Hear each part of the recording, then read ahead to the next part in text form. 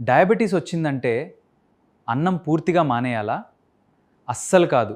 ఎంత తింటున్నారు, దేనితో తింటున్నారు అనేదే ముఖ్యం. మీ ప్లేట్‌ని 3 భాగాలుగా ఊహించండి. ఈ సింపుల్ ప్లేట్ మెథడ్‌తో మీ భోజనం బ్యాలెన్స్‌గా ఉంటుంది, షుగర్ కంట్రోల్‌కి కూడా సహాయపడుతుంది. మొదట ప్లేట్‌లో సగం భాగం కూరగాయలతో నింపండి. ఆకుకూరలు, బెండకాయ, బీన్స్ ఎక్కువగా తీసుకోండి. క్యాబేజీ, దోసకాయ వంటి కూరలు ఎక్కువగా తీసుకోండి. ప్లేట్లో ఒక వంతు ప్రోటీన్ ఉండాలి. పప్పు, శనగలు, పెసర్లు తీసుకోవచ్చు. గుడ్డు, చేప లేదా చికెన్ తీసుకోవచ్చు. ప్రోటీన్ వల్ల కడుపు నిండిన భావన ఉంటుంది. ఇది ఎక్కువసేపు ఉంటుంది. మిగిలిన ఒక వంతు కార్బోహైడ్రేట్స్ కోసం. అన్నం తినొచ్చు, కానీ పరిమితంగా తీసుకోండి. బ్రౌన్ రైస్, మిల్లెట్స్ లేదా చపాతీ కూడా ఎంపికలు కావచ్చు. స్వీట్స్, జ్యూసులు, కూల్ డ్రింక్స్ను రోజూ అలవాటుగా పెట్టుకోకండి. మీ ప్లేట్ని బ్యాలెన్స్ చేసుకోండి. షుగర్ని కాదు, జీవితాన్ని కంట్రోల్ చేయండి. ఈ వీడియో సేవ్ చేసి షేర్ చేయండి.